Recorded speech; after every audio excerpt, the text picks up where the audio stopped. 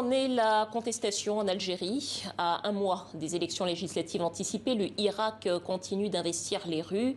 116e vendredi de manifestation aujourd'hui.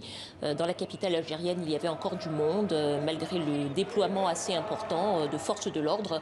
D'ailleurs, à un moment, les manifestants ont changé d'itinéraire pour contourner ce dispositif policier. Des manifestants qui attendent toujours que leurs revendications soient entendues et prises en compte par les autorités. On écoute. Nous sommes au 116e vendredi depuis le début du Irak et les revendications n'ont toujours pas été satisfaites. Comme vous le voyez, ce mouvement dure depuis plus de 2 ans et c'est le 3e ramadan du Irak. Et le citoyen ne jouit toujours pas de ses simples droits, notamment le droit de vivre dans la dignité. On l'a vu ces derniers jours, avec la propagation des mouvements de contestation, les pompiers qui sont descendus dans la rue et le secteur de l'éducation qui prévoit d'entrer en grève en début de semaine prochaine. Voilà, et peut-on parler d'un nouveau tour de vis sur le Irak? À un mois donc des législatives anticipées, le gouvernement a tenté d'empêcher plusieurs manifestations. Est-ce que c'est le signe d'une inquiétude politique? Eh bien, pour en parler, nous sommes avec Rosa Moussaoui, journaliste au quotidien français L'Humanité. Bonsoir. Bonsoir. Merci d'être avec nous, Rosa. Est-ce que peut-être je vais vous reposer cette question, est-ce que peut-être on peut parler d'un essoufflement du Irak ou bien est-ce que le mouvement est toujours aussi important et imposant qu'il l'a été par le passé? Je crois que des participants qui sont interrogés dans votre sujet le disent. Ce mouvement populaire, il est exceptionnel par sa longévité. On peut parler d'une longévité historique pour un mouvement populaire de ce type-là. Et sur ces 2 ans, il y a eu des périodes de reflux, de regain. Et à l'occasion des 2 ans du mouvement, on voit bien qu'il y a eu une espèce de nouvelle vague.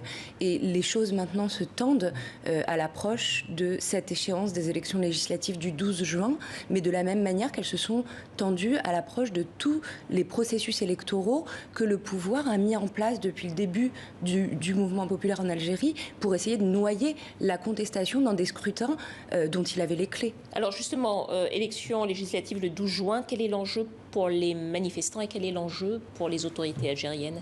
Alors, les autorités algériennes, disons qu'elles ont vraiment instrumentalisé l'élection présidentielle, plus tard le référendum sur ce remaquillage de la Constitution, pour essayer de retrouver, au moins en façade, une forme de légitimité politique que la rue lui conteste extrêmement fortement. Et ça a marché en partie. Il a réussi, le pouvoir algérien, à imposer son calendrier, mais il n'est pas parvenu à se relégitimer. Il y avait en Algérie, historiquement, 3 piliers de légitimité. Il y avait la rente pétrolière. On voit bien que le pays est en difficulté, est à la merci d'une crise économique, d'une crise sociale, à chaque fluctuation des cours des hydrocarbures sur le marché mondial. Et on l'a vu, ça a été difficile avec la pandémie. Le deuxième pilier de légitimité, c'était le combat d'indépendance, dont le pouvoir se disait l'héritier. La rue lui a contesté ça et s'est réapproprié cette histoire, a revendiqué très fortement cet héritage-là.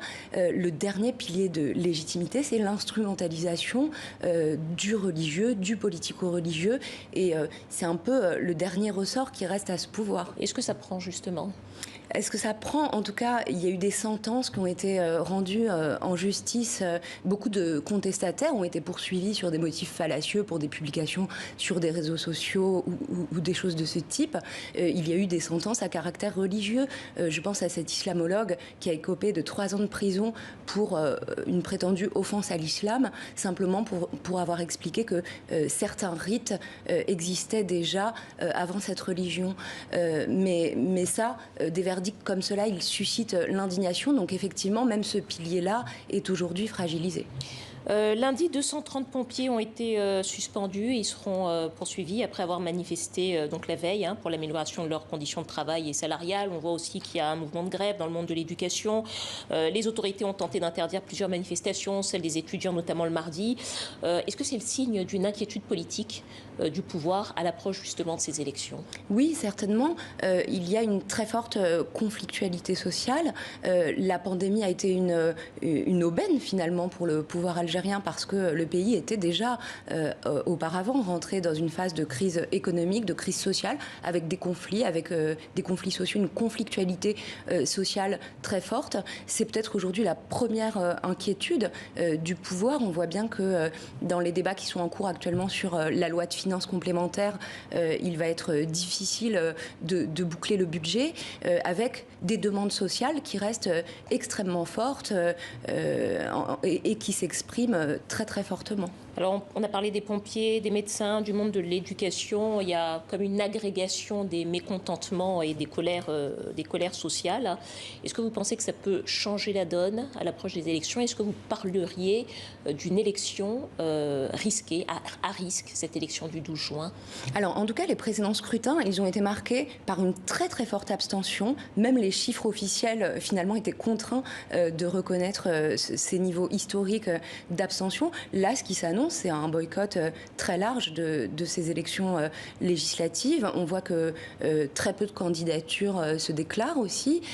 Donc le risque auquel s'expose aujourd'hui le pouvoir, c'est à la mise en scène d'une mascarade électorale qui apparaîtra comme telle aux yeux de tous.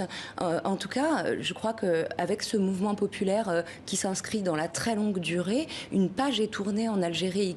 Il faudra trouver une issue politique, à la fois du côté du mouvement et du côté du pouvoir, pour sortir de cette situation de blocage politique, de crise politique. Il y a des propositions qui ont été formulées en ce sens pour permettre au peuple algérien de se réapproprier ce pouvoir politique qui a été confisqué depuis l'indépendance. Rosa Moussaoui, journaliste au quotidien français L'Humanité, merci à vous. Merci d'avoir répondu à nos questions.